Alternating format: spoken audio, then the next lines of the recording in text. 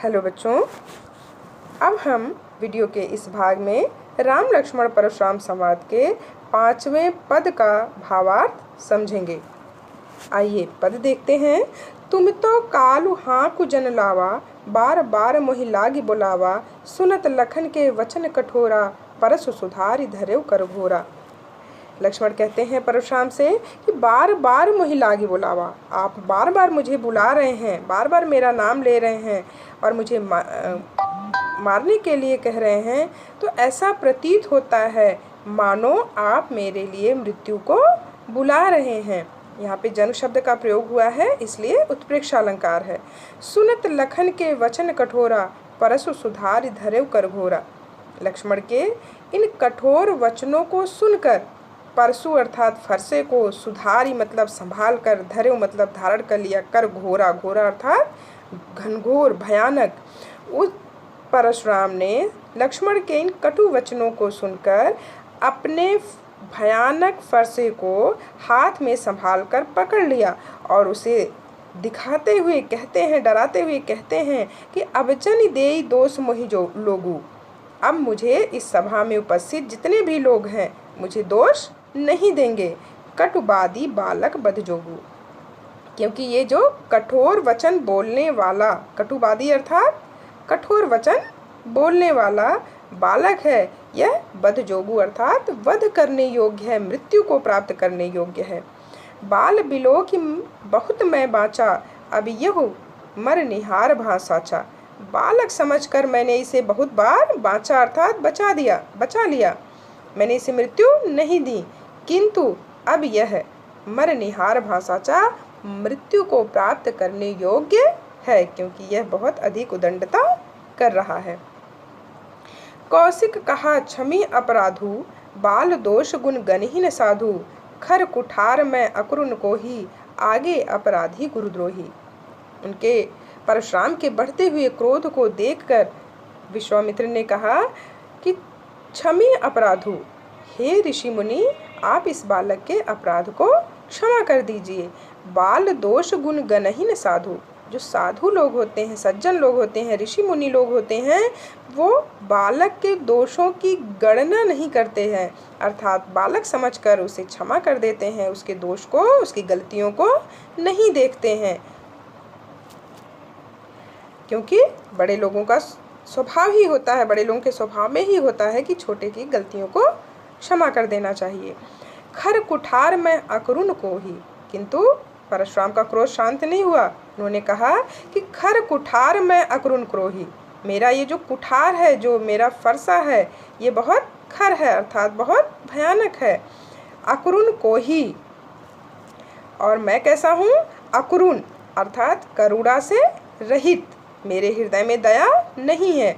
और कैसा हूँ? कोही अर्थात मैं क्रोधी स्वभाव का हूँ। मेरा जो फरसा है यह अत्यंत भयानक है, निर्दयी है, मैं करुणा से रहित और क्रोधी स्वभाव का हूँ। और आगे अपराधी गुरुद्रोही, मेरे जो सामने बालक खड़ा है यह अपराधी है, यह गुरु का द्रोही है, अर्थात गुरु से विद्रोह करने वाला है। उतर देत छोड़ो बिनु मारे, केवल कौशिक सील तुम्हारे, नत यही काठ कुठार कठोरे, गुरहि उरिन होते हूँ श्रम थोरे। परशुराम कहते हैं क्रोध में कि उतर देत छोड़ो बिनु मारे। हे विश्वामित्र, जिस प्रकार का यह बालक उत्तर दे रहा है, मेरी बातों का जवाब दे रहा है उदंडता से, तो मैं इसे बिना मारे छोड़ता नहीं। केवल कौशिक सील तुम्हारे, हे विश्वामित्र, सिर्फ आपकी विनम्रता के कारण, आपके विनम्रता पूर्ण वचनों के कारण मैं इसे छोड़ रहा हूँ, इसे मृत्यु नहीं दे रहा हूँ। नहीं तो जिस प्रकार उदंडतापूर्ण उत्तर यह बालक दे रहा है, मैं इसे बिना मारे छोड़ता नहीं। न तो यही काठ कुठार कठोरे, गुरहि उरिन होते हूँ श्रम थोरे। परशुराम कहते हैं कि नहीं तो हे विश्वामित्र, यदि आप इस प्रकार विनम्रतापूर्ण वचन नहीं बोलते तो मैं इसे इसी कुठार से अर्थात इसी फरसे से मैं इसे काट डालता, अर्थात इसे मृत्यु दे देता और गुरु के ऋण से थोड़े ही परिश्रम में उऋण हो जाता, अर्थात अपने गुरु का ऋण उतार देता। यहाँ पर गुरु ऋण परशुराम ने किसके लिए प्रयोग किया है? चूँकि भगवान शिव को परशुराम अपना गुरु मानते थे, उनको पूजते थे, भगवान शिव उनके आराध्य थे और फरसा जो उनका शस्त्र है ये भगवान शिव से ही उन्हें प्राप्त हुआ था। और जो सभा में धनुष रखा था वो शिव धनुष था और वो भगवान शिव को अपना गुरु मानते थे, इसलिए धनुष के टूटने से वे राम और लक्ष्मण को अपराधी मान रहे थे, गुरु का द्रोही मान रहे थे और इसलिए उन्होंने कहा कि लक्ष्मण को मैं अपने फरसे से मारकर गुरु के ऋण से उबर जाता, अर्थात उऋण हो जाता। आगे की पंक्तियों में दोहा है, गाधि सुन कह हृदय हसी, मुनहि हरियरे सूझ, आय मैं खाण न ऊख में, अजहुन बूझ अबूझ। ये दोहा पंक्तियाँ बहुत महत्वपूर्ण हैं, इम्पॉर्टेंट हैं, अक्सर एग्जाम में पूछा जाता है। यहाँ गाधि सुन प्रयोग हुआ है विश्वामित्र के लिए। गाधि के पुत्र थे इसलिए उन्हें गाधि सुन कहा गया है, अर्थात विश्वामित्र। कह हृदय हसी, अपने हृदय में ही, अर्थात वो कुछ बोलते नहीं हैं, हृदय में ही मुस्कुराकर हंसकर सोचते हैं, विचार करते हैं कि मुनहि हरियरे सूझ, मुनि को अर्थात परशुराम मुनि को सब जगह हरियरे अर्थात हरा हरा ही दिख रहा है, अर्थात भगवान परशुराम को इन बालकों को मृत्यु देना बहुत ही आसान लग रहा है। सब जगह हरा हरा ही सूझ रहा है, अर्थात उन्हें सब कुछ बहुत आसान लग रहा है। ऐसा विचार कर विश्वामित्र अपने मन ही मन हंसते हैं और कहते हैं कि ऐ मैं खाण न ऊख में। ये जो दोनों बालक हैं ये ऊख अर्थात गन्ना, खाण अर्थात गुड़, अर्थात गन्ने से बना हुआ गुड़ नहीं है जो मुख में रखते ही गल जाएंगे, अर्थात ये फौलाद के बने हुए वीर पुरुष हैं जिन्हें हराना बहुत ही मुश्किल है। तो अजहुन बूझ अबूझ, यह सब कुछ परशुराम मुनि जानते हुए भी समझने का प्रयास नहीं कर रहे हैं। सब कुछ जान रहे हैं उसके बावजूद ये समझने का प्रयास नहीं कर रहे हैं कि जो दोनों बालक हैं ये अत्यंत पराक्रमी वीर योद्धा हैं, इन्हें आसानी से हराना मुश्किल है। अगला पद देखते हैं। कहु लखन मुनि सील तुम्हारा, को नहीं जान विदित संसारा, मात पितहि उरिन भय नीके, गुरु ऋनु रहा सोच बड़ जी के। लक्ष्मण से फिर नहीं रहा गया और उन्होंने व्यंग्यपूर्ण वाणी में परशुराम से कहा कि कहु लखन मुनि सील तुम्हारा, हे मुनि आपकी विनम्रता, शीलता विनम्रता कौन नहीं जानता है। यहाँ पर मुनि को विनम्र कहने में लक्ष्मण ने व्यंग्य किया है कि आपकी शीलता और विनम्रता को तो पूरा संसार जानता है। को नहीं जान विदित संसारा, यानी इस पूरे संसार में कौन नहीं जानता, अर्थात सब लोग जानते हैं कि आप बहुत विनम्र स्वभाव के हैं।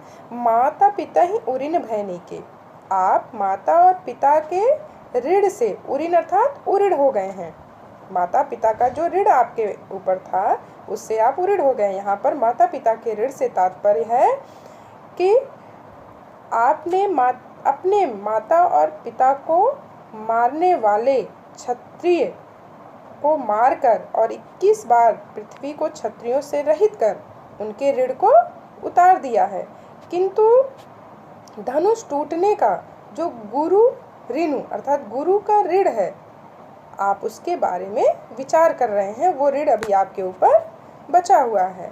तो सोचन हमरे माथे काढ़ा, दिन चल गए ब्याज बढ़ बाढ़ा, अब आनी व्यवहरिया बोली, तुरंत देहूं मैं थैली खोली। लक्ष्मण अपने वचनों से उनके क्रोध को बढ़ाते हुए कहते हैं कि सोजन हमरे ही माथे काढ़ा, शायद वो गुरु का जो ऋण है वो हमारे ही सिर आपने निकाल रखा है, अर्थात हमारा सिर काटने से ही शायद वह ऋण उतरेगा। तो दिन चले गए ब्याज बढ़ बाढ़ा, बहुत दिन भी हो गए हैं तो इसलिए ब्याज भी बढ़ गया होगा। तो अब आनी व्यवहरिया बोली, तो अब आप किसी व्यवहरिया का तात्पर्य यहाँ पर है हिसाब किताब करने वाले से। अर्थात लक्ष्मण कहते हैं कि बहुत दिन हो गया है तो ब्याज भी बढ़ गया होगा, तो अब आप किसी हिसाब करने वाले को बुला लीजिए। तुरंत देऊं मैं थैली खोली, मैं अपनी थैली खोलकर उसका हिसाब कर दूंगा। अर्थात जितना धन उसे चाहिए होगा मैं दे दूंगा। तो सुनि कटु वचन कुठार सुधारा, हाय हाय सब सभा पुकारा, भृगुबर परसु देखावहु मोही, विप्र विचारि बचौ नृपद्रोही। सुनि कटु वचन कुठार सुधारा, हाय हाय सब सभा पुकारा, भृगुबर परसु देखावहु मोही, विप्र विचारि बचौ नृपद्रोही। उनके लक्ष्मण के कठोर वचनों को सुनकर परशुराम ने अपना फरसा उठा लिया, सुधार लिया, संभाल कर पकड़ लिया। अर्थात अपना फरसा उठा लिया लक्ष्मण को मारने के लिए। हाय हाय सब सभा पुकारा, यह दृश्य देखकर सभा में सब लोग हाय हाय पुकारने लगे। अर्थात ये जो हो रहा है ये बहुत गलत हो रहा है, अनर्थ हो रहा है। भृगुबर परसु देखावहु मोही, विप्र विचारि बचौ नृपद्रोही। लक्ष्मण कहते हैं भृगुबर, हे भृगु श्रेष्ठ अर्थात परशुराम, आप जो मुझे बार बार यह परशु अर्थात फरसा दिखा रहे हैं, तो विप्र विचारि बचौ नृपद्रोही, हे राजाओं के शत्रु, ब्राह्मण समझकर ही मैं आपको अभी तक बचा रहा था, छोड़ रहा था। अर्थात मैं आपसे डरता नहीं हूँ।